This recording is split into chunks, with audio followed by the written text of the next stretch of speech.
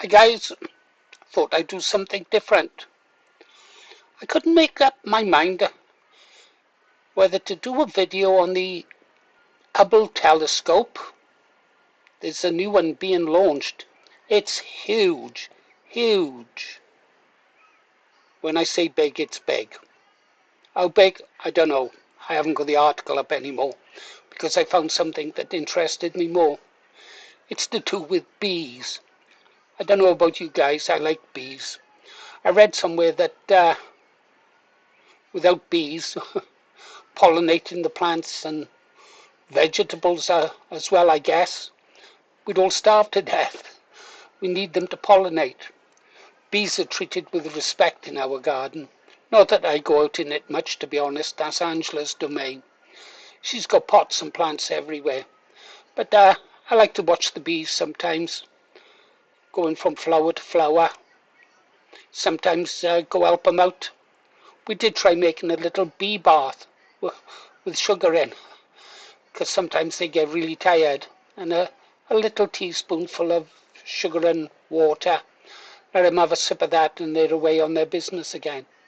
Anyhow, I was reading this story and it was all about a field that came back to life. I'll show you the article shortly. Yeah. Anyhow, with all the doom and gloom going on and the colonization of our country, this summer must be like the summer of 1939, the phony war. They had a nice summer and then the war really started. Yeah, perhaps this is our summer of 1939, I don't know. Anyhow, this story caught my attention. It's in North Norfolk. It's Spalding in North Norfolk. I remember going to Spalding. That's up on the Norfolk Broads, isn't it? Spalding. My friend, his parents had a bulb farm. Yeah. Anyhow, this field in North Norfolk. It's about 2 hectares inside. Well, it had been used to grow all-seed rape crop. That's that yellow one you see everywhere. But they stopped farming it back in 2005. And it was just left. Normally fields are restored. They got plan schemes. They do seed mixes, pesticides, chemicals. They pump it into there. But in this case, they just left the fields alone and let nature get on with it. Why they done that, I've no idea, but the field was left alone. And what was positive, what I was reading, was that over the years, like, the number of plant species in that field roughly doubled. Local rare plants came back, and eventually the meadow was producing thousands of orchids. Think about that. Once an ordinary field, almost worked to death, slowly turned itself back into something beautiful. Simply because nature was given space and a bit of peace to recover. Seeds are really surprising. I told you Angela's got all these pots, and she occasionally, well, I guess shouted at occasionally as well. She's got all these pots, and sometimes after the flowers die or something, she just leaves them, they dry out and whatever. And sometimes I see plants struggling to grow. And so I'll creep out and I'll give them some water. They know what she intended to grow, but I've noticed I get lots of wildflowers growing. I even planted some potatoes, a potato, and I got about 5 or 6 potatoes back. Yeah, you could easily grow your own potatoes in a couple of pots. Yeah. So it was good, and see these wildflowers growing. I like wildflowers better than anything, any sort of flowers. And of course, if the flowers are happy, I suppose they would be. You can imagine the bees are over the moon. They're not complaining, that's for sure.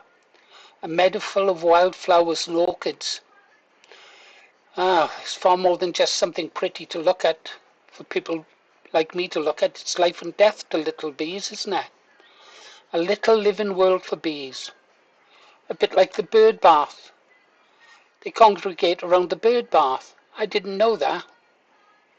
Yeah, bees like to have a drink of water, wasps like to have a drink of water, and they take it back to cool down their beehives. Butterflies like them as well. Yeah, they all stop off and have a drink. They like minerals in it. If they a bit of salt, I suppose, drop in, or even a bit of earth, by all accounts. All, all busy going about their business. It makes you wonder about the meaning of life. These little bees, little insects, going about their business, and yet they're vital for our survival. Oh, you think about it. Everything these days is instant results, instant growth, instant headlines, instant answers, drama. It took this field about 20 years to recover, but it did recover. No drama, no speeches, nothing like that. No, no government interference, no committees waving clipboards around. Just time, that's all it took, time. Patience, I suppose. Patience and the natural world recovering in its own way. I think that's why I like this story so much. I think why I chose it over the Hubble Space Telescope. I do look forward to reading more about that telescope in the future. It's going to be amazing. Anyhow, not everything in this country is broken. It seems like that, though, doesn't it? If you're out tramping across the fields, be careful. If that field can recover, our country can recover. If we were left alone, this could be a great country, but they won't leave us alone, will they? In that field, the flowers returned and the bees returned. And that forgotten field now is a piece of wonder. God, I loathe politicians and what they do to our world. I got no time for professional politicians, guys. Let me pause, Paul. Let me show you the article that prompted this. There it is on UCL News. Abandoned farmland restored to wildflower meadow without sowing seeds. Abandoned farmland can be transformed into wildflower-rich grassland habitat without the need for expensive and labor-intensive seeding, finds a new study by UCL researchers. I won't read it to you because I think I've told you everything that was in there. Recovered in just 10 to 15 years by natural means. Rare plants, pollinating insects, other wildlife. They've all declined by over 90% since the Second World War.